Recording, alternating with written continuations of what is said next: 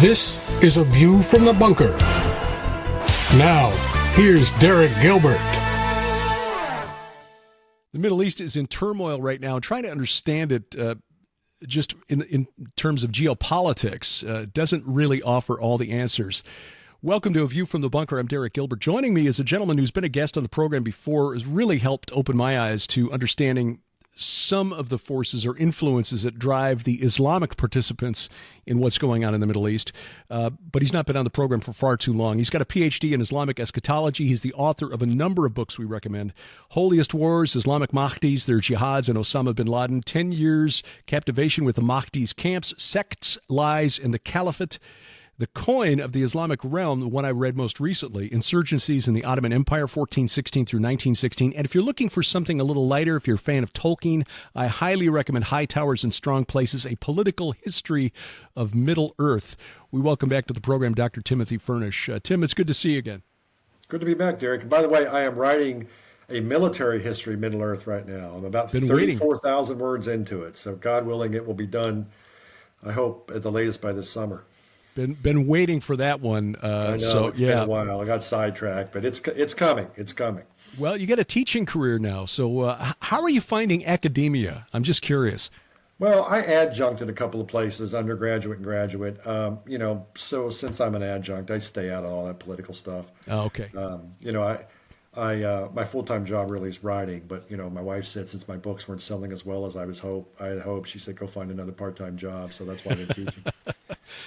It is hilarious when people send you notes and say you only write because it's an easy way to make lots of money. They don't understand, A, how difficult it is, and B, the fact is it really does not produce the income people think. Well, I will tell you, this will be my last nonfiction book because I published a fiction story last year, science fiction story, and I'm moving into fiction because that sells so much better, unless you're somebody with a large publishing house that can push your stuff. So, I'm moving into fiction as soon as I can. Well, that's it. And as Sharon has discovered, because she's got 8 novels now in a series, do a series. Because once you get people hooked on the first one, and they want to find out what happens to the characters in books 2, 3, 4, my and so on. attorney told me that, the one I'm married to. So yes, so I will take it under serious advisement. Yes, that works really, really well. I want to get to the Israel-Hamas war and Iran's role in all of this because, again, people who understand that there's some differences between Sunni and Shia may be confused as to what Iran is doing, backing a Sunni proxy against Israel. But something that just popped this week that is kind of raised our antennae is that Iran launched strikes into Syria and Iraq, but then turned around and launched strikes into Pakistan against a Sunni group, a separatist group, and of course that prompted Pakistan to launch a retaliatory strike against the same group apparently, but on the Iranian side of the border. And of course with Pakistan being a nuclear power, that kind of makes you go, well, what's going on here? Yeah, that was kind of surprising, wasn't it? Because Iran and Pakistan, even though one's a Sunni state, one's a Shia state, have gotten along pretty well since the revolution in '79. But it turns out, though, Derek, they may have not been striking the same group. Oh, okay. Right, yeah. So Iran, so there's a region of southern Iran and Pakistan where the two countries meet called Balochistan. It's on the Iranian side, there's a province called Sistan. On the Pakistani side, it's called Balochistan. And the Baloch or the Baloch are a separate ethnic group. They're not Pakistani. They're not Iranian. They have a separate language. And they straddle the border, basically. I mean, they're as you remarked to me before we came on air, they're somewhat similar to the Kurds, the situation of the Kurds, in that they are situated in areas that straddle several countries. And of course, as we know, the Kurds got the shaft at the end of World War I. It's a little more complex, and I don't know quite as much about exactly why that happened to the Baloch. It didn't have to do with World War I, of course, but the same situation prevails, however, which is that you've got an ethnic group who don't have their own country. They feel like they should have their own country. And then, of course, that's complicated by the fact that they are Sunni. The Baloch are Sunni. Many of them are located in Iran. So therefore, they do not get along well, needless to say, with the Shia clerical government in Tehran. So the group that Iran hit was a group called Jaish al-Adl, which means Army of Justice, basically. And it came out of a larger group from some years ago called Jundallah, the Army of Allah. And so it is Sunni, but it's really, in some ways, it's an insurgency. They're not just a terrorist group, although interestingly enough, there are 4 countries in the world that list Jaish al-Adl as a terrorist group. Only 4. Iran, of course, New Zealand, Syria, I believe it is, and the United States of America, for some strange reason. Well, I should say we had them listed as a terrorist group, and then, never mind, they are still listed as a terrorist group. I won't get into too much detail about different levels of terrorist group, but they're listed as a terrorist group. So Iran hit their bases and some of their combatants, some of their militants in Pakistani territory. And they also, as you said, which sort of a convoluted connection there, but they also hit some groups in Iraqi Kurdistan that they accuse of helping Israel. It's sort of a, sort of not very well held secret that Israel and the Kurds sometimes cooperate in certain levels, especially vis-a-vis Iran. Now, whether this was actually the case or Iran just wanted to do something to sort of, raise the ante with Israel is another issue, and I guess we get back into that in a minute. But so Iran hits this group called Jaish al-Adl on the Pakistani side of the border. The Pakistanis then respond by hitting a group inside Iran. It was not, as near as I could tell by some stuff I looked up today, it was not the same group. It was a group called the Baluch Liberation Front, BLF. The Baluch Liberation Front is a group that specifically, it's different from Jaish al-Adl, and it mainly fights against Pakistan, and it's, instead of being religious and nationalist, it's Marxist-Leninist and nationalist. It's a Marxist group. It existed back in the 60s and 70s. It went away, Marxist separatist group. It went away, and then it resurfaced in the early part of this century, and it has been fighting against the Pakistanis. So basically, they each hit a group that they're opposed to on the other country's territory. Now, what's interesting about this, according to what I read, was that the Iranians, of course, who started this, didn't bother to tell the Pakistanis they were going to do it, which is very interesting because Pakistan is 3 times the population of Iran and has nuclear weapons and has quite a number of nuclear weapons. So you would think that the Iranians would sort of tread lightly and apprise the Pakistanis of what they're doing. You're going to hit somebody on the side of the border, say, well, we're just going to hit these guys. We're not trying to kill Pakistanis. We're trying to kill these guys. But they didn't seem to have done that, according to the Pakistanis. So the Pakistanis were basically going tit for tat on the other side. But it's an interesting development because, again, Pakistan is the one of 9 countries in the world with nuclear weapons. So that is bizarre. What could motivate Iran to do something like that? Are they just kind of feeling their oats right now, or is there some sense of destiny at this point? Are they feeling the hand of Allah, moving here, or what all is going on? I think that's a good point. I think that's the only thing I really think that makes sense at this point is that they think that the situation vis-a-vis Israel with Hamas and the Houthis or the Houthis has gone so well that they figured they could, do this with impunity. But it's one thing to attack Israel. It's if you're a Muslim country. It's another to attack a fellow Muslim country, especially one that's much larger and frankly more powerful than you. So I think that, who did this in Iran? It was probably the Republican Guards, right? Mm-hmm. The Republican Guards are basically the Praetorian Guard for the Iranian regime, and they're the special forces. They basically keep the clerical regime in power, and they also operate overseas, doing Iran's bidding in other countries. Like, for instance, they are the ones that provide the weapons to the Houthis. They're the ones that provide weapons and training to Hamas. So there's some question as to to what degree they're controlled by the government, and sometimes, or whether they operate as almost a wild card, independent actor, because they've famously been under pretty tight control by the supreme leader, Khomeini, and now Khamenei. Now Khamenei is getting way up there in years.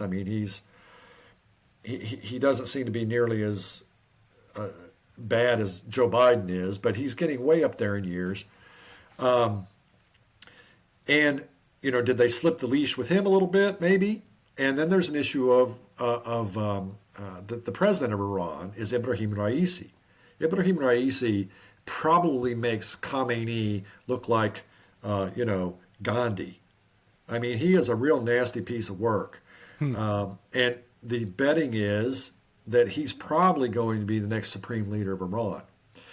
And, is it him feeling as though it's him sending the IRCG, the Republican guards out to do this sort of thing and see what happens? So, I don't know. I mean, the Ayatollahs are not stupid. A lot of people make the mistake of thinking just because they have beards and turbans and, they practice a form of Shia Islam that's centuries out of date in terms of politics, that they are stupid. They are anything but stupid, right? But on the other hand, their calculus, particularly when it comes to international relations, is sometimes, I don't know. Are they playing four-dimensional chess? Or are they just like winging it?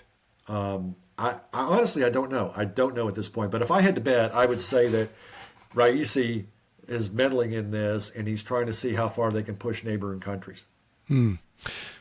One of the things that really opened my eyes when I read your book, 10 Years Captivation with the Mahdi's Camps, was the difference, the fundamental difference between the way Shia Muslims and Sunni Muslims view eschatology, the end times.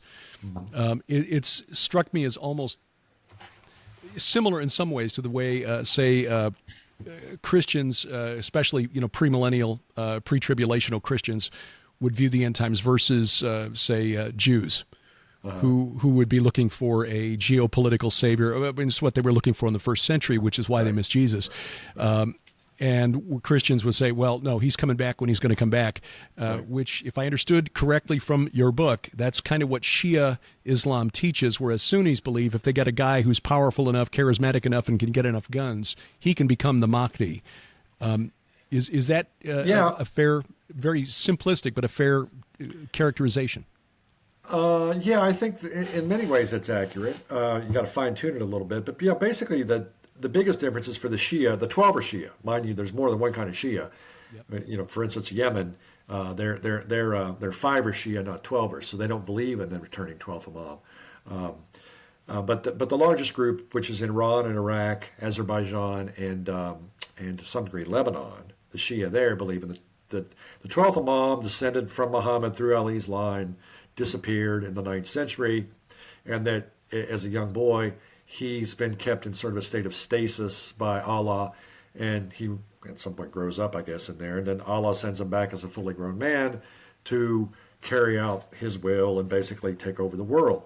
The Sunni don't believe that. They think that's a bunch of mystical mumbo jumbo.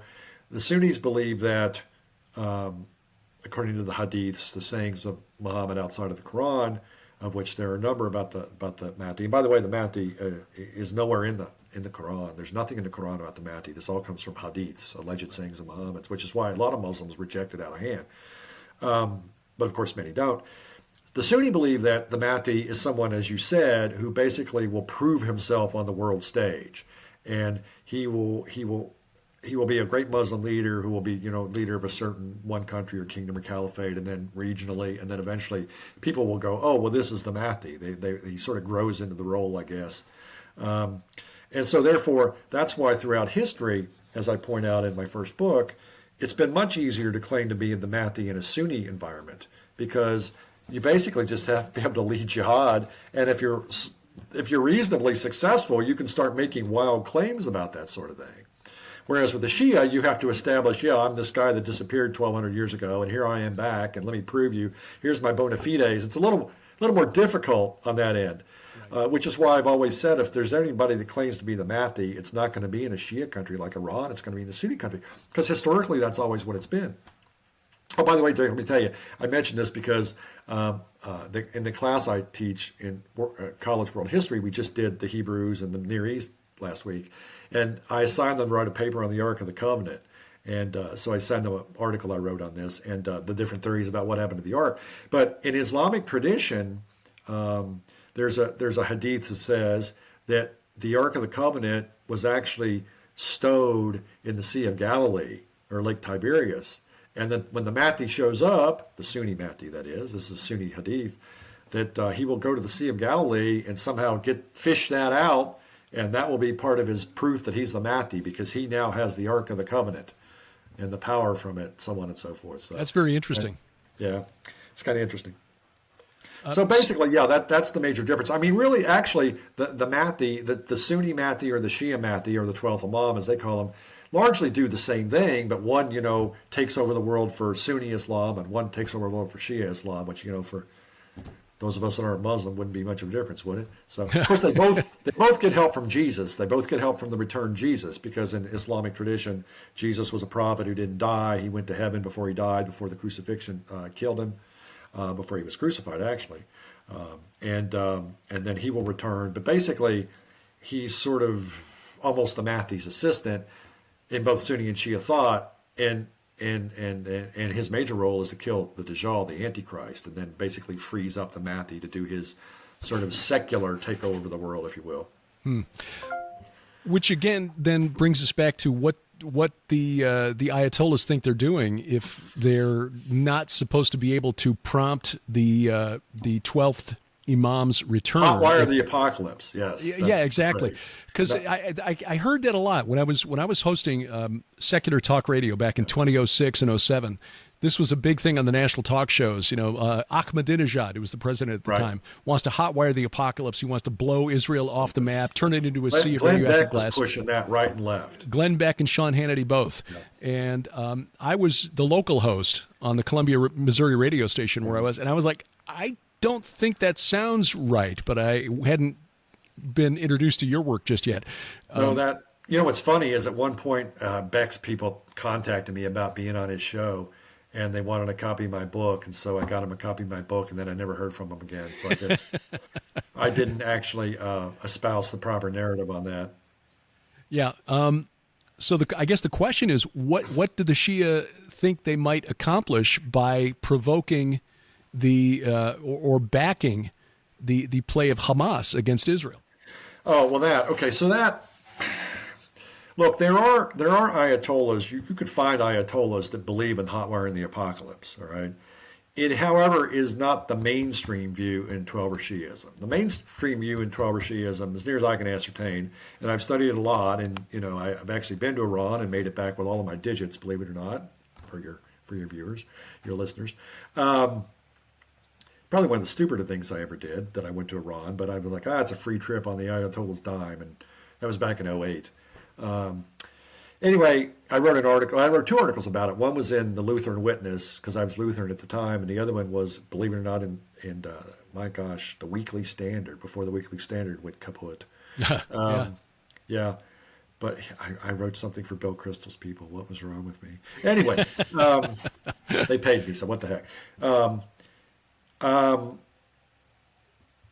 Let's see, how should I put this? There are some Ayatollahs that believe in hotwiring the apocalypse, but again, it's a minority view among the Shia. The majority view is basically that the Mahdi will come when the Mahdi comes, when Allah decides it's time, and there's not really much you can do about it, all right? Now, who holds that view in the clerical leadership is the question, and no one knows for sure, because you'd probably have to interview them. I fear that, as I mentioned earlier, the guy that's the current president of Iran, Ibrahim Raisi, and remember, just so everyone knows, the president doesn't run the country. The supreme leader runs the country. Mm-hmm.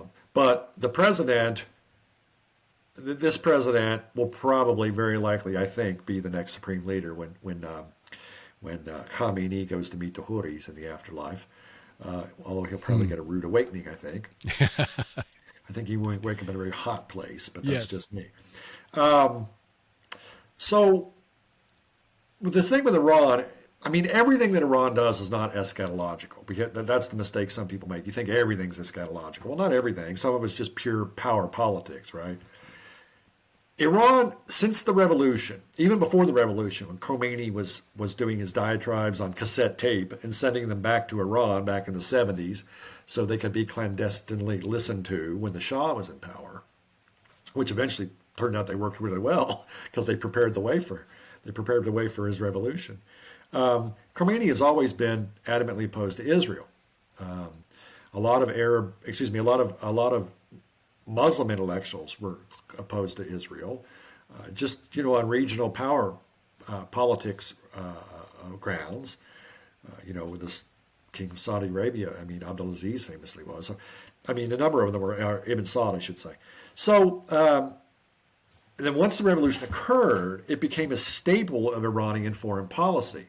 Mainly, I think there was maybe a little eschatological tinge to it, but I think mostly it was because it was a very convenient club with which to beat the Arabs over the head, particularly the Saudis. Because you could say, the Iranians would say, the Saudis or the Jordanians or the Egyptians, and their big issue was, of course, with the Saudis, because that's their big rivals. Well, look, especially after some of the Arab countries started making peace with Israel, right? It was like, well, look, you Arabs have abandoned the Palestinians, but we Iranians, and we don't even have any, territorial claims on the Zionist entity, as they call it. But we're standing up for these poor, persecuted Palestinians, and you rich Saudis aren't doing a darn thing to help them anymore. So really, and this especially accelerated after, the various peace treaties, and it really took off in recent years with President Trump. When President Trump got we went from 2 to 6 countries, Arab countries, that signed peace treaties with Israel. And I think this had a lot to do with the timing of this, because Saudi Arabia and Israel were this close to basically signing a formal peace treaty. Because the Saudis and the Israelis are like, look, we don't have beef with each other. And in fact, we both have a common enemy, which is Iran. So I really think probably the major reason for them basically goading Hamas and telling them, hey, time to use all those weapons we've been providing you, was in order to abort basically this peace treaty between Israel and Saudi Arabia. Now, I saw recently where I think it was the Saudi ambassador to Great Britain, said that they were still on track to at some point normalize their relations, but they weren't sure when that was going to be, right? Mm-hmm. Because they both, again, realized that they don't really have a bone to pick with each other, and the Saudis are trying to modernize, under really who's the de facto ruler, who's Mohammed bin Salman, that they realize at some point the oil's going to run out. They need to modernize. And they've started allowing tourism, to that country, which is amazing.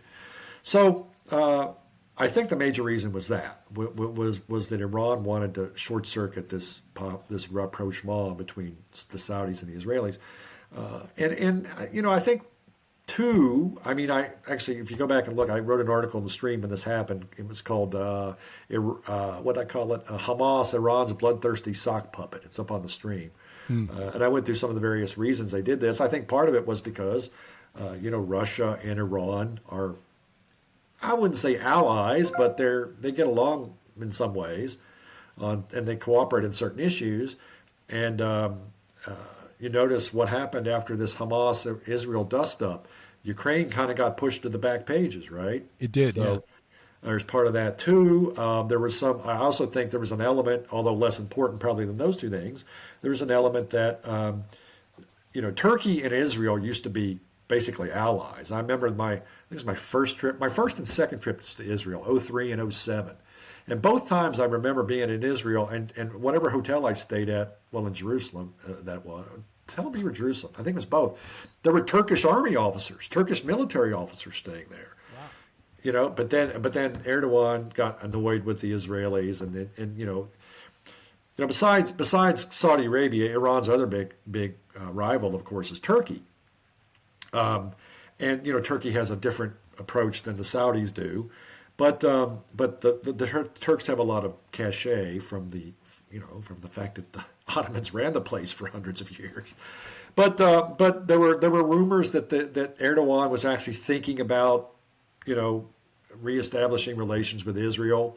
And then, of course, now after this, with Iran, again, goading Hamas into doing this, that's not going to happen for the foreseeable future. So I really think that most of what Iran's doing with Hamas and with these, particularly with Hamas and the attacks on Israel, have to do with regional power politics and not really with eschatology.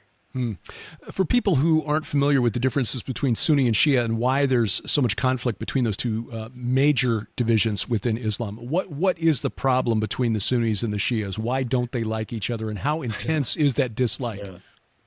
Well, it's funny. It's interesting. You'll often read, sometimes people will analogize it to the Catholic Protestant split, but it's not. It's sort of the obverse of that. When Luther nailed the 95 Theses up, Luther was just making religious points. He had no desire to break politically or to fracture. He had no desire to break with the Catholic Church. He had no desire to fracture Europe, which is what happened because you couldn't separate church and politics back then.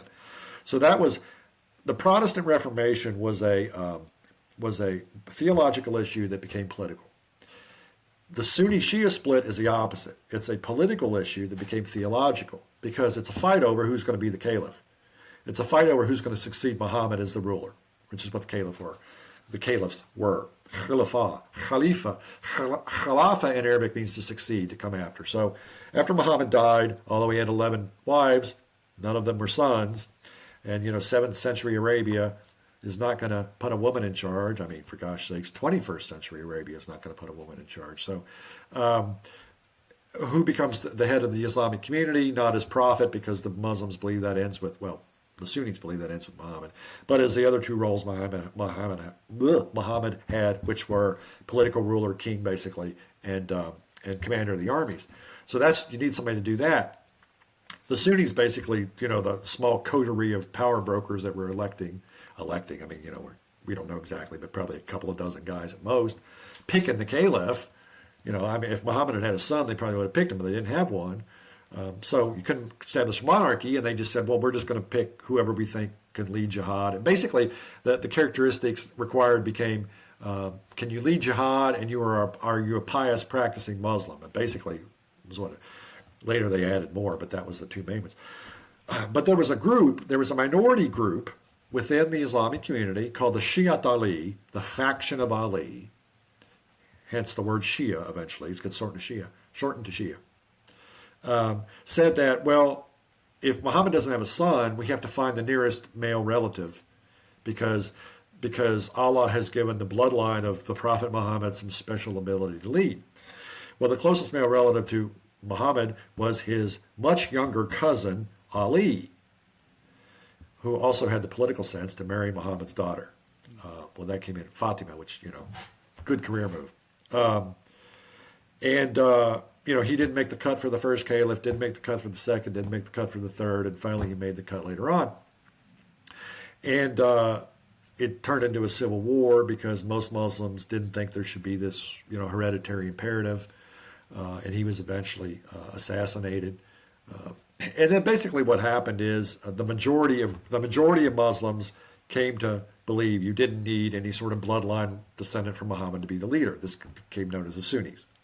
Most Muslims are Sunnis, but a substantial minority, and about 10 to 15% of the world's Muslims are Shia, and of those, about 2/3 of those are Twelvers. So what's that? I don't know, 9% of the world's, something like that. Hey, I'm a historian. Don't expect accurate numbers. Anyway, there's a fairly substantial group that, of course, came to believe that the only legitimate leader of the Islamic community, and thus of the entire Islamic world, is someone descended from Muhammad. So then the larger group, again, we talk about 12 Shia, believe that there were 12 imams, as they call them, the rightful leaders of the Islamic world, starting with Ali, because Muhammad's the prophet, he's a little different. So then they go with Ali, and then they trace it down through his sons, Hassan and Hussein, and they go on down. And sometimes it's a little bifurcated. You have to look at the chart. You can find it online. The line of the 12 Shia imams. And sometimes it's like somebody dies without a son, and then it goes over to his brother or something like that. But eventually they believe that down to about the year 871 or 873, we're not sure exactly, there was the 12th imam who was named Muhammad also. Young kid, disappeared. And as I said earlier, he's the one that went into stasis, and then he will eventually emerge as the Mahdi. Now, as a historian, as a Christian, I believe that this kid just probably died.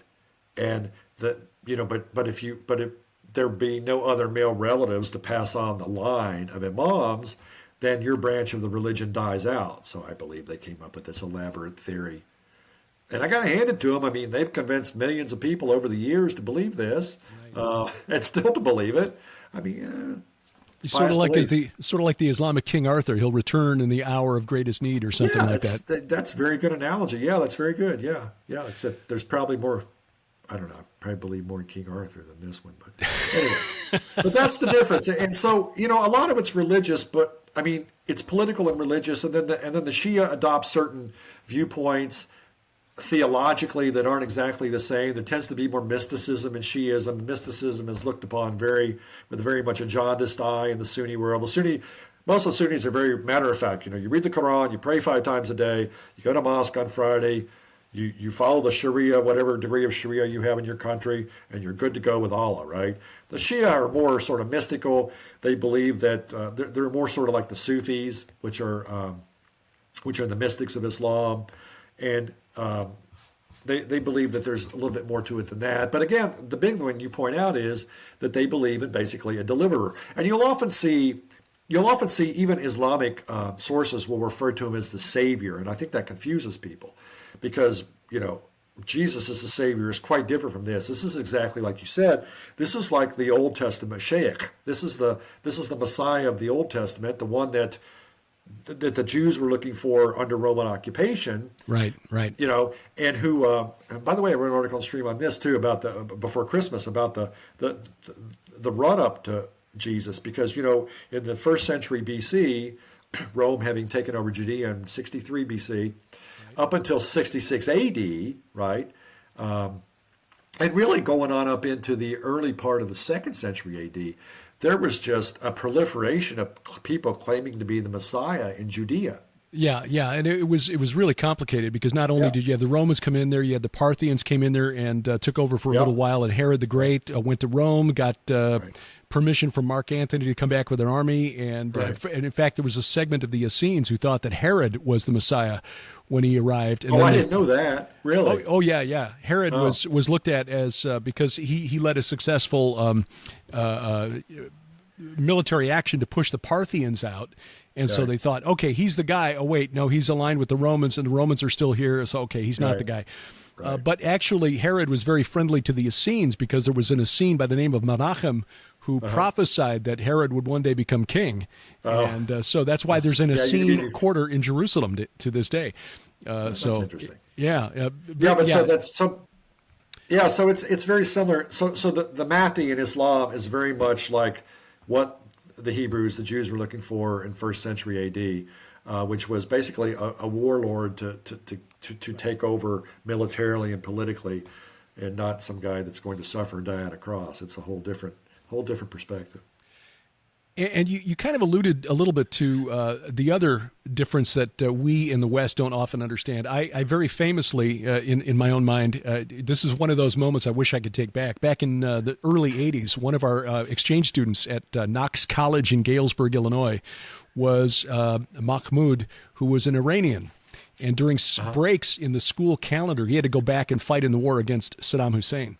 Oh, gosh. And I didn't understand. I said, well, why are you Arabs all fighting each other? And he got very offended. You called him an Arab. I called him an Arab. And so I made a similar mistake in an Armenian restaurant in Jerusalem where I talked about their Turkish coffee being great. And I was like, as soon as I said it, I realized how dumb that was. But the Turks, it's like calling an Irishman an Englishman. Yeah, except worse. Except worse. So, depending on how much the Irishman has had to drink, could be worse that way. Yeah. So the Turks, the Arabs, the Persians, and we mentioned the Baluch at the beginning of the program. There are a lot of ethnicities in the Middle East who, despite sharing or at least nominally sharing religion, don't like each other on ethnic grounds. Right, and people got to keep that in mind. I mean, it is important to know the Sunni-Shia difference. But even there, I mean, there's different sects of Shia, and there's different sects of Sunni. Muslims would have you believe, it's all one big happy family. No, it's not.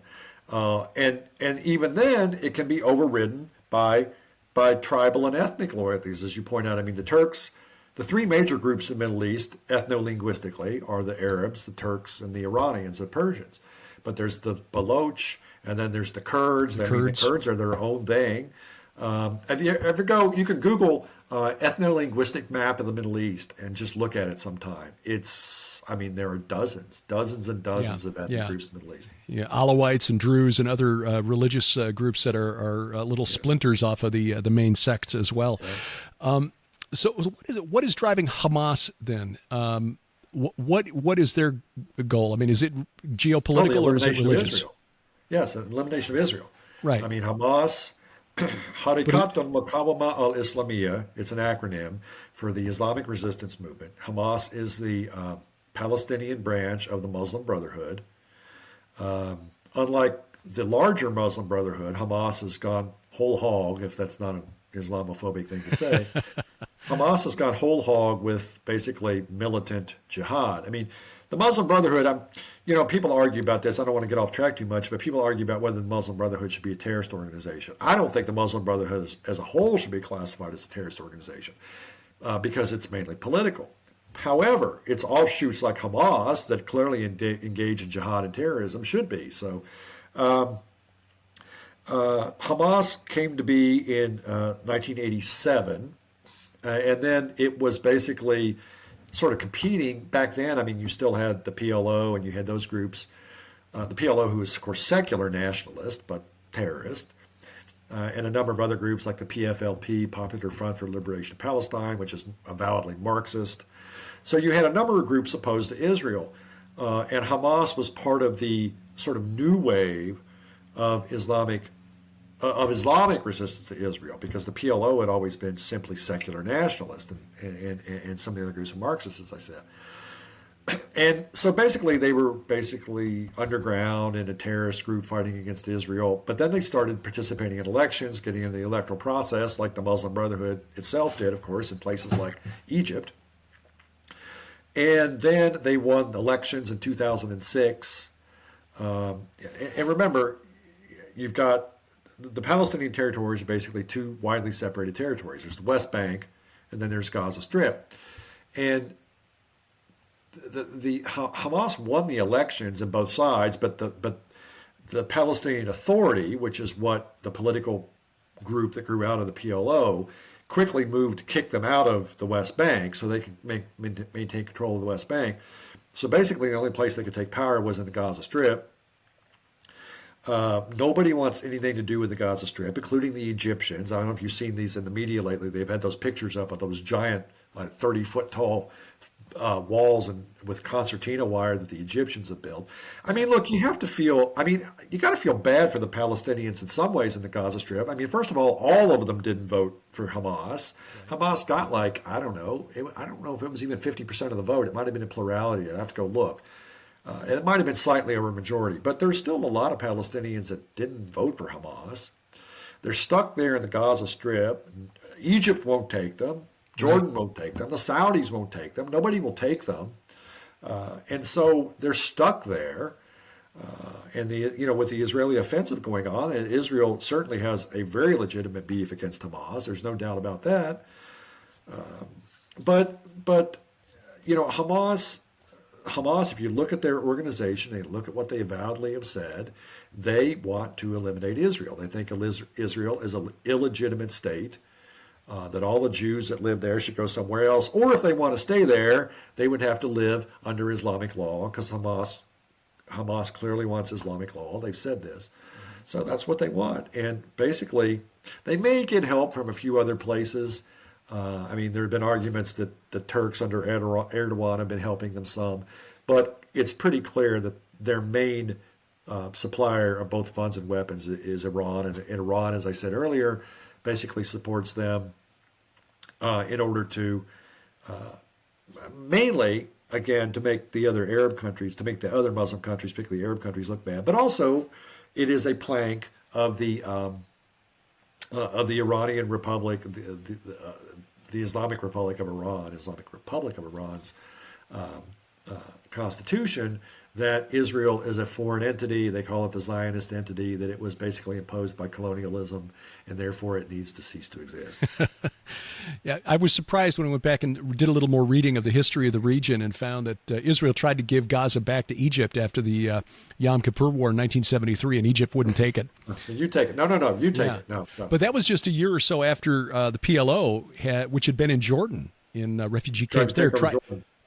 Tried to rise up against King Hussein, and Hussein wasn't having it, and the Jordanians kicked him out, and they went to Lebanon, and they got involved in this. Right. And that led to the murder, the assassination of the Israeli Olympic athletes in Munich. Right, that's in Munich, right. Yeah, so I just vaguely remember that as a thing when I was in grade school. I had no idea what was going on, really. It's like, oh, well, that's bad, and then move on to other things.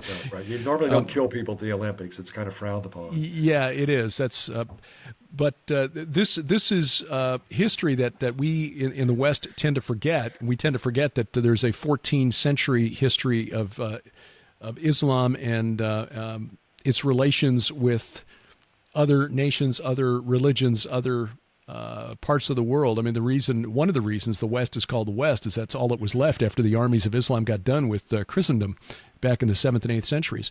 Yeah. I'm just curious now, looking at the way Yemen has got its finger on a chokehold, really, on about 10% of the world's trade there at the Bab el-Mandeb Strait. What's the difference between the 12er Shias and the 5er Shias in Yemen? Okay, so let's see. I'm trying to think the easiest way to explain this. Okay, the group in Yemen are called the Houthis or the Houthis. That's a tribal designation. Religiously, about 40% of Yemen, and Yemen, by the way, has a fairly large population. If you took out the expatriates in Saudi Arabia, Yemen has a larger population than Saudi Arabia. It's something like 30 million. Really? Yeah. Yemen is about 40% Zaydi, what's called Zaydi Islam, Zaydi Shia. There are three branches of Shia Islam. The 12ers were the ones we talked about earlier. They're the majority. There are also what are called 7ers or Ismailis, and 5ers or Zaydis. And this comes from, the numerical designation comes from how many imams do they think were the legitimate ones. Instead of going all the way down to 12, the Zaydis will go to 5, a guy named Zayd. The Ismailis go to 7, a guy named Ismail.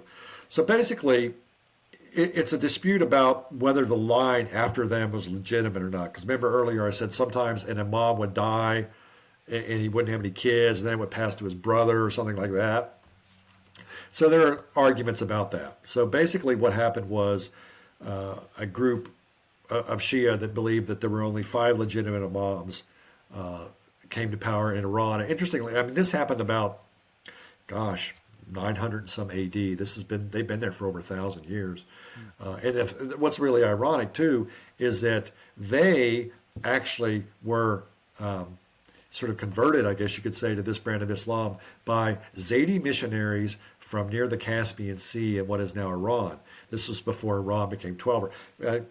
Just to add more confusing issues to this, Iran did not become 12 or Shia until the 16th century. You may know this, but some people don't. Iran was forcibly converted to 12 or Shiism by a dynasty called the Safavids, and came to power in 1501, 1502. So before that, Iran, as far as we know, was probably largely Sunni. But it had pockets of different kinds of Shiism, because the Shia, as I alluded to earlier, the Shia basically, for the most part, lived as persecuted minorities in majority Sunni countries. Well, anyway, so the Zaydis came to power, particularly in the highlands of northwestern Yemen. And there are several tribes that converted to this, and one of them was called the Houthi or Houthi tribe.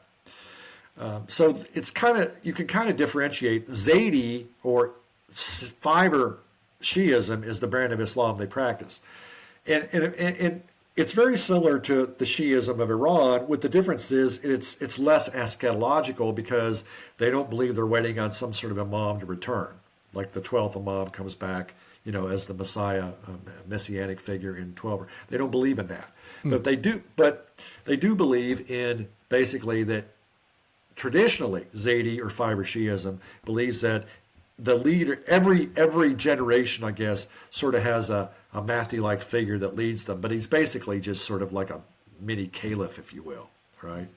So he doesn't have really any sort of mystical eschatological purpose. He's just the guy that's in charge. So they had what's called an imamate, and these people ran at least the northwestern or the western highlands part of Yemen for hundreds and hundreds of years. And in my book, The Coin of the Islamic Realm, I talk about insurgencies against the Ottomans. And twice, back in the 16th century and again in the late 19th century, the Ottomans sent massive forces to Yemen to try to basically occupy it and force it. Because why? Well, for a number of reasons. The Ottomans wanted to control Yemen, because, as you pointed out, even back then, Red Sea trade was important. and B, it's located within striking distance of Mecca and Medina. So the Ottomans, who that was called the Vilayet of the Hijaz, the western province of Arabia, but they figured they'd just go on down and try to take it. Well, both times they were there for many years, and they had their successes. But as I point out in my book, it's kind of like it was sort of like the Vietnam or the Afghanistan, if you will, for the Ottomans, because they never really managed to pacify it. And the Zaydis, they didn't like the Turks because they were foreigners, they were not Arabs. I didn't like the Turks because they were Sunni, not Shia. So now what happens in the modern times is that a couple of the Houthi tribe guys, and these Houthis, the Houthi tribe is all Zaydi Shia. Some of these guys went and trained in Iran. And so they kind of picked up a lot of Iranian Twelver Shia ideas in terms of anti-colonialism, in terms of hating Israel, in terms of United States is the great Satan, Israel is the small Satan. Marg bar America, death to America. Marg bar America. And so they sort of changed some the traditional Zaydi Shia beliefs to make them more like post-1979 Iranian anti-Western beliefs. So you got that, and basically a lot of complex stuff has gone on in Yemen in recent years.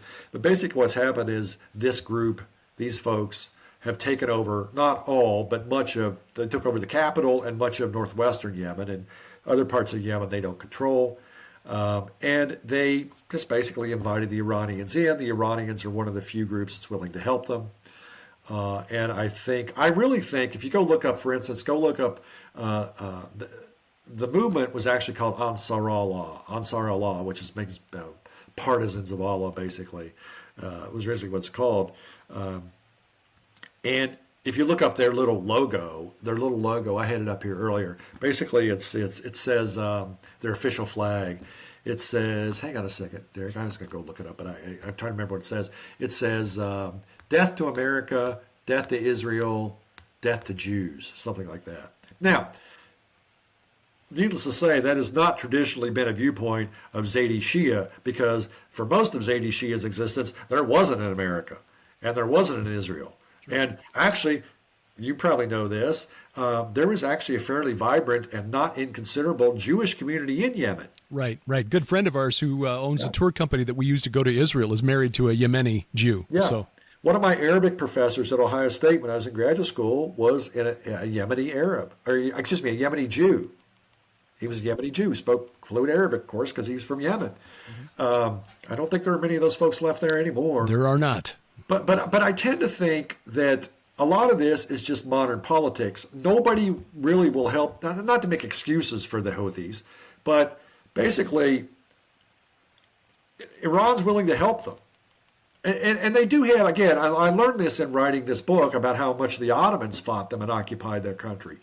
They do have legitimate beefs. I mean, there have been times where, especially after their imamate was abolished in 1962, and from 1962 up to modern times, when they were basically treated pretty shabbily by the majority Sunni government, all right? Now, I'm not saying this justifies them launching missiles at ships, but basically they have, it's not quite as one-sided or one-dimensional as they make it out to be in the media. I mean, I don't think the Houthis can just be seen as terrorists. They're people that got the short end of the stick for many years, and they're trying to get some help from the international community. Well, here comes Iran with all this money and all these weapons, and Iran's like, well, you're not the same kind of Shia as us, but you're close enough. And again, why is Iran doing this? Well, mainly, I don't think in this case because of Israel, although that's a nice sort of like follow-on effect. It's mainly because they don't get along with the Saudis. Right. And so they're on the same, plot of land. They're on the Arabian Peninsula with the Saudis, and they could just cause more problems for the Saudis, which from an Iranian point of view is perfect. So they cause problems for the Saudis. They can launch missiles at Israel. Oh, they're probably not going to hit anything because, it's like Saddam launching the Scuds during the Gulf War, right? Right. How many Iranians does it take to launch a Scud? 2, one to light the wick and one to watch CNN to see where it winds up. I mean, that's kind of what they're doing. Yeah. But I mean, they are, as you pointed out correctly, they are raising shipping costs and causing people to have to go around the Cape of Good Hope instead of going through the Suez Canal. But I'm pretty sure that's not the Houthis' idea. I'm pretty sure that's coming from the Republican Guards again. Yep. Yeah. 2024 promises to be an interesting year. It already is interesting. We're not even all the way through January yet. Well, Tim, where do people follow your work? Well, I used to blog pretty regularly, but it's kind of like fallen on the wayside because I've had so much other stuff doing. But I do have the blog post. I do have the blog site called Occidental Jihadist. But really, if you really want to follow my stuff, I write pretty regularly at the Stream. So go over to thestream.org, and that's usually where you can find some stuff. In fact, I'm going to write an article. I'm supposed to be writing an article tonight or tomorrow on this very topic we've been talking about for the Stream. All right. Well, I'll put a link to that and also a link to your books at Amazon for viewers, listeners who are interested. Check the show notes below this video or audio. And Tim, we'll have to stay in closer contact. Like I said, it's been too long since the last time we spoke. Dr. Timothy Furnish, thank you for your time. Thank you, Derek.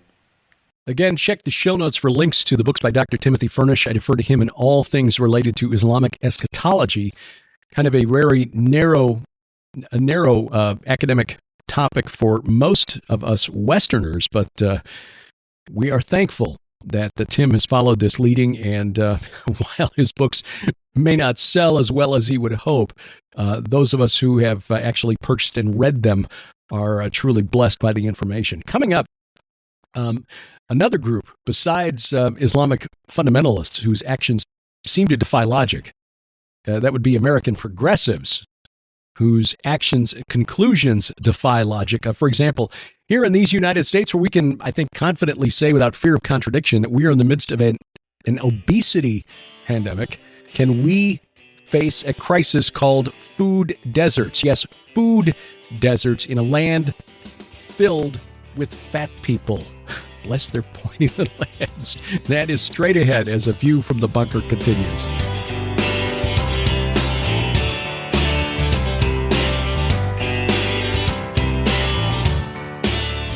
It's a new month, and we have a new special at the Gilbert House online store. We have a crazy, crazy deal on all of our DVDs. They are, regardless of the retail price, they are 75% off. We keep hearing from the kids these days that everything is going to streaming video, that DVDs are old school. Oh, not for us. No, we are old school. And besides, we don't trust the internet will always be there. So take advantage of this special offer. Everything from our travel documentaries. Basically follow us as we go through the Holy Land and show you the important sites at ground zero on this supernatural war, plus video teachings, presentations, and much, much more. You know, with 75% off savings on all the DVDs, as many as you want to get, you've got the money that you saved to go out and buy a DVD player. That's it. Take advantage of it now, online only at the Gilbert House store, gilberthouse.org/store. And thank you for your prayers and support.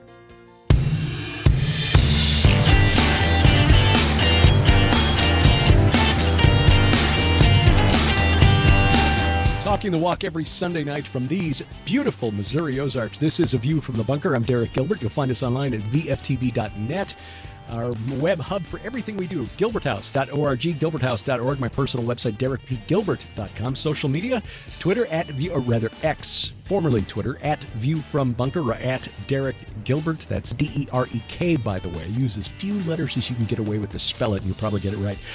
On, say, Facebook, View from the Bunker, Truth Social, Gab me, we get her @Derek P. Gilbert, and Threads, @Derek Gilbert there as well. Interesting week here in the Ozarks. We don't get a lot of snow typically in any given winter. We had a little bit this past couple of weeks, but what really hit us on Monday, and what is usually more a threat or a danger to us in wintertime here in the Ozarks, we've learned in the 9 years since we've moved here, is ice. And Monday, I found out once again the hard way how quickly your world can change. And for the second time in 9 years, I can say pretty confidently there was some divine intervention on my behalf. I've not talked about this much, but if you go back to our 2015 archives at Skywatch TV, you'll notice that in the first few months there, March, April, May of 2015, if you can still find those videos, you'll notice a mark on my forehead. It's because just before we moved here, it's my last day going out with my sales manager, my former employer, to call on good customers and say, Derek is moving on, and don't worry, we've still got you covered. My foot caught at the top step of our stairway. We were about 6 foot drop from the top of that stairway down to the concrete driveway, and I pitched face first down toward the driveway. And while I can never be sure, and of course I can't prove it, I distinctly remember something shoving me from my left side to the right into an evergreen shrub before hitting bottom. I thought as I was going face first down this flight of steps, this is it. I'm going to hit head first on the concrete, and that's it. As it was, I wound up with a bump on my forehead. My glasses didn't even get scratched, and I was fine. Well, Monday this week, came out here to the barn to do some work, and even though no traffic, our county sheriff here was basically telling people, stay home, do not go out on the road because you'll wind up in the ditch. St. Louis had the same thing going on Monday. Saw a video of a fire truck in suburban St. Louis sliding through a cul-de-sac and taking out cars as it went because the fire truck couldn't get any traction. Well, I thought not to worry because the walkway between the house and the barn here is gravel. Rough surface, no problem. Wrong. Feet went out from under me, and as I was walking Grace out here, Grace, our rescue dog, 50-pound flat-coated retriever, she was very upset as I hit the ground in a hurry. She sensed something was wrong. Thankfully, nothing more than bruises. Nothing more than bruises. Elbow still a little swollen, still a little sore when I bend it. Left ribs sore, but again, nothing permanent, just a reminder that things can change on a dime. And so you need to be prepared regardless of whenever and wherever you are for what comes after. So again, thank you. I have not made a big deal of this because, again, not seriously hurt, just bruised, pride more than anything else. Just nothing that Tylenol, extra strength Tylenol hasn't been able to handle. So thankful for that. But and I know there are many others out there who are dealing with physical maladies much, much worse than me. But again, just a reminder, be careful out there. There are people who depend on you and who care about what happens to you. And so don't take that for granted. The older I get, the more I realize how smart my dad was. He keeps getting smarter, and he's been gone since 2005. Anyway, one of the things that just really astonishes me here about our United States is how we can invent problems to make it seem like we got it so much worse than we actually do. We are probably the heaviest nation on earth. And I know I used the term fat people before the break, and that may be offensive to some, but I say this as somebody who carried extra weight nearly all of his life. I got, I was the stereotypical smart, chubby kid in grammar school who was just a bully magnet. That's all right.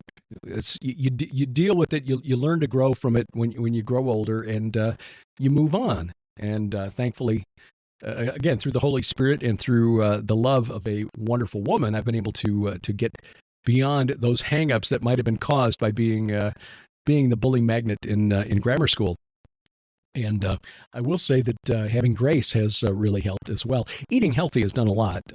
If you've watched, again, if you go back to the early videos from Skywatch TV from 2015, you'll see that Sharon in particular, she's dropped 120 pounds and she's kept it off.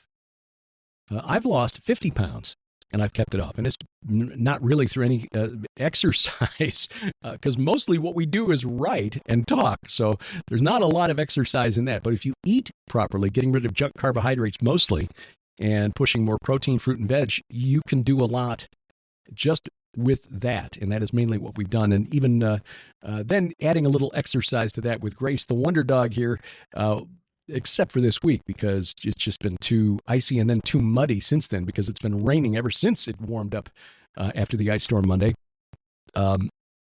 But being outside of that, and except for the very coldest days this winter, she's been getting me out 3 times a day to walk.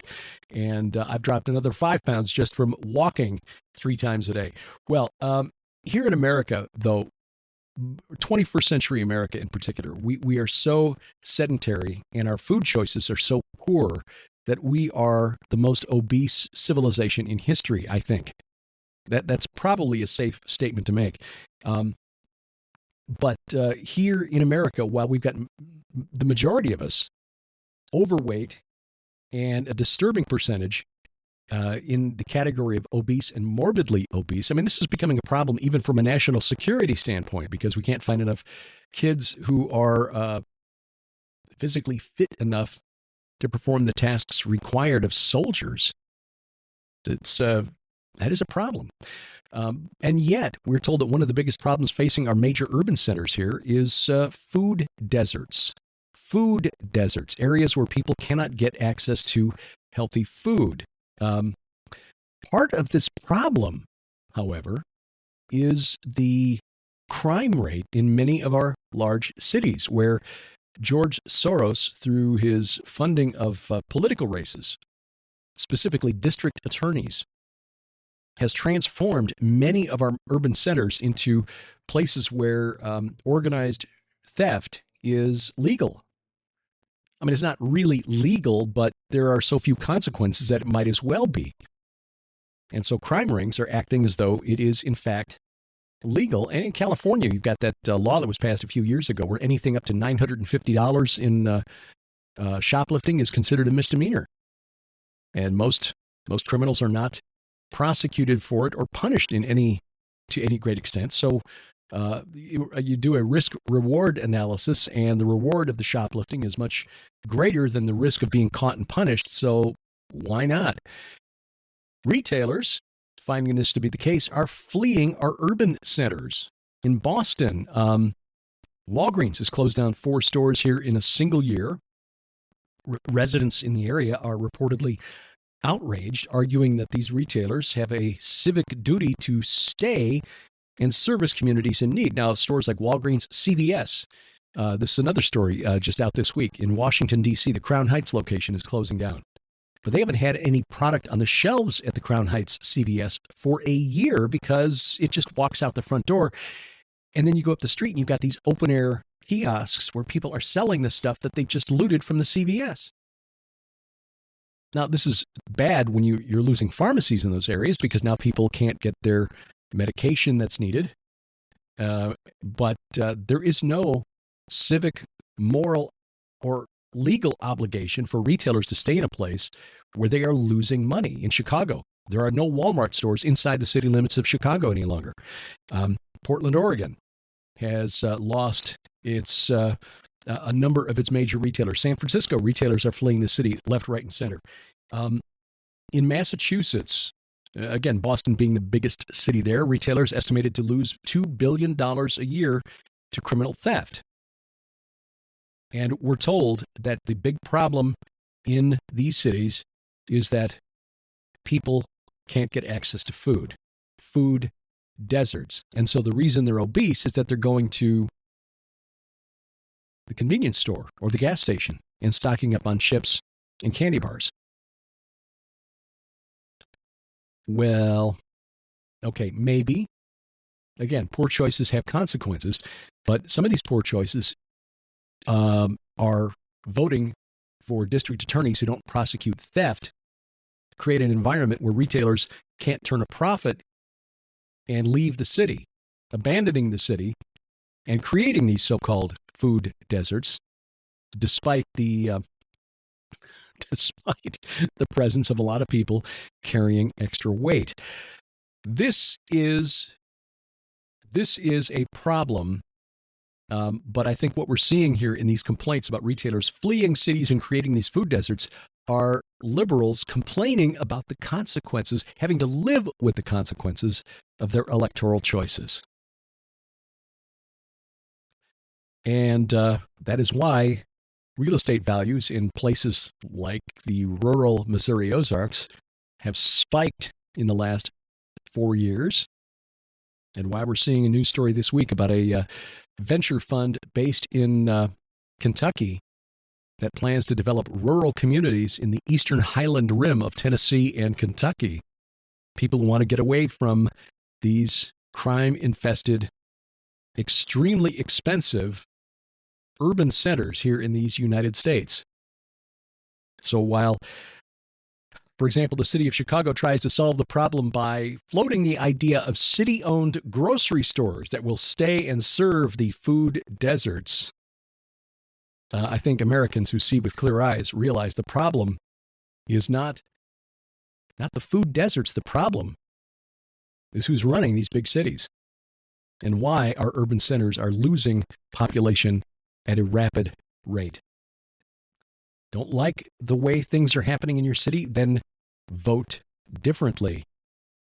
And to the Democrats running these major cities, creating these food deserts filled with overweight people, bless your pointy little heads.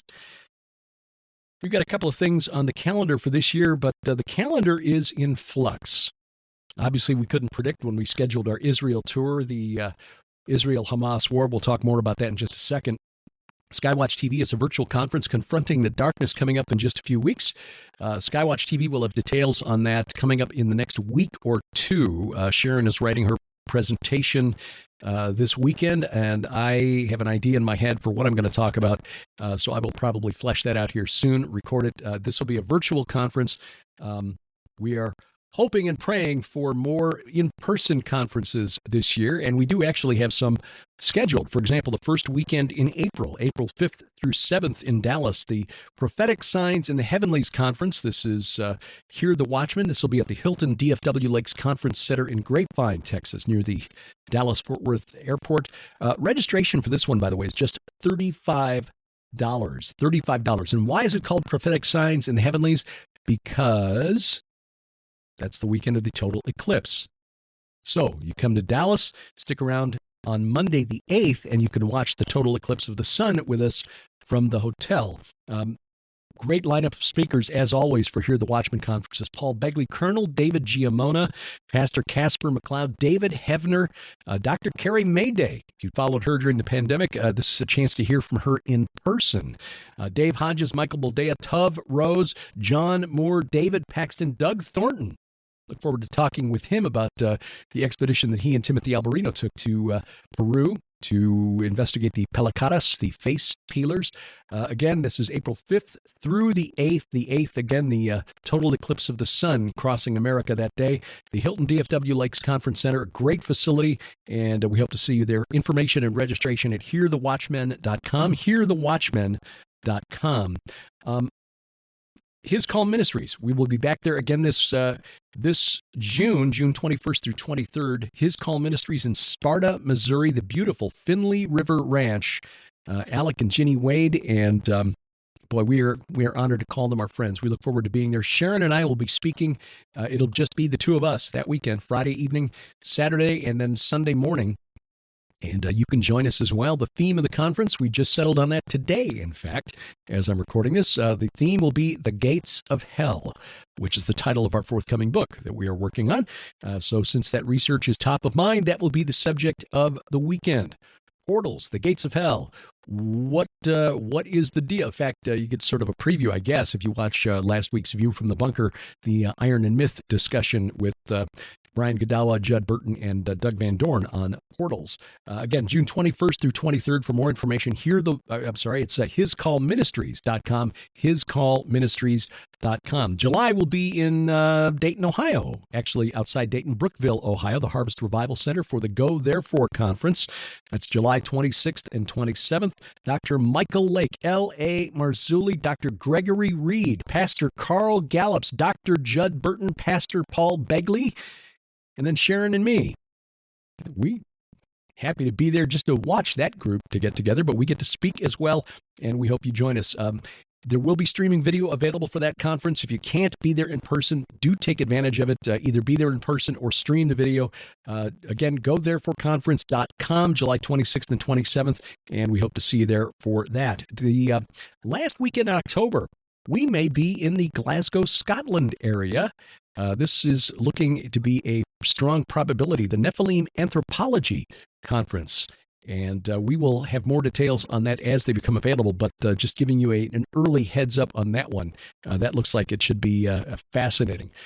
Now, our Israel tour, which was scheduled for late March, early April, because of the conflict between Israel and Hamas that seems to be spreading, we have rescheduled for early November, 3rd through 12th. However, that not only coincides with the election here in the United States, and there have been people who said, I really want to be here to vote in person, given what happened last time. Totally get that. And news that despite the fact that we're now at, almost 4 months in on the war between Israel and Hamas, it's estimated that Hamas has lost about a third of its fighting force. So do the math on that. Could be this conflict extends well into 2024, in which case we will probably shove the tour back into 2025, which we've already got dates for. That would be the Iron and Myth tour with Pastor Doug Van Dorn, Dr. Judd Burton, and we'll see if Timothy Alberino can reschedule if we decide to do that. Now, there is something else. I want to float this idea to you for your feedback. We've been approached by Lipkin Tours about the possibility of a small group, 20, 30 people maybe, to visit Israel probably late spring, maybe early summer, probably May timeframe, to visit some of the areas that were hit on October 7th, the town of Sderot in the Negev, to visit the public square in Tel Aviv, where the hostages are still being remembered, and a number of other locations. This would be a one-week tour, not as costly as, say, the usual tour, which is 2 weeks plus 3 days in Jordan. Again, this would be a small group. It would be to witness with our own eyes the consequences of this conflict. It would also be a benefit to Israel, of course, because their economy is essentially at a standstill. When they've got 1 million people who've been called up into the reserves instead of working. Aaron Lipkin, the CEO of Lipkin Tours, called up by the IDF reserves. One of his main tour guides, Kuti Ben David, serving in the same unit. So would you be interested? Obviously, safety would be of paramount concern. These would be areas where things are safe. And Sharon and I are interested, but we don't want to jump ahead of the group. So if you are interested, you can email me, derek@gilberthouse.org, derek@gilberthouse.org. We're just trying to get a sense for whether this is something people would be interested in doing. Seeing with our own eyes what has taken place. Yeah, we would like to be able to do that and report back. If you're interested, again, derek@gilberthouse.org, and we will let people know within a week or two, because this is obviously a quick turnaround. So if you've got the resources and the time available where you can take a week off and would like to go see with your own eyes what is taking place there, understanding that the media here in the West doesn't really report what accurately goes on over there, doesn't report accurately what goes on over there. This might be a worthwhile trip. Again, derek@gilberthouse.org, and then just keep an eye on our website and our app, where we will make all this information available as soon as we reach a decision. Speaking of, please take advantage of our mobile app. It is free, available for iOS, Android, and Amazon Kindle Fire phones and tablets. It's not only a way to get all of our content and guarantee that we don't get canceled, because it is a Christian company that hosts the content. They will not cancel us from our own app. It is also a way to communicate and reach out, connect with others. There is a messaging feature, a groups feature. You look at the little app, the top right-hand corner there. There's a couple of what looks like talk balloons. Click on that, and you can go in and talk about these various programs, ask for prayer, offer prayer, ask questions directly of Sharon and me, and more. Again, it is free, available for iOS, Android, and Amazon Kindle Fire phones and tablets. And you can find a link at the website, vftb.net, or go to gilberthouse.org/app, gilberthouse.org/app. Thank you for taking time out of your schedule to watch or listen wherever you are consuming this podcast. And if you are subscribing to us through a podcatcher like Apple Podcasts, Google Podcasts, Amazon Music, iHeartRadio, Spotify, Spreaker, Pandora, or wherever fine podcasts are sold, we appreciate a good review, a thumbs up, if you will. Our announcer is the inimitable DC Good. And A View from the Bunker is a production of Gilbert House Ministries, released under Creative Commons Attribution, not commercial, no derivatives 4.0 international license. We do this because we wrestle not against flesh and blood. Good night, Oliver, wherever you are. I'm Derek Gilbert, and this is A View from the Bunker.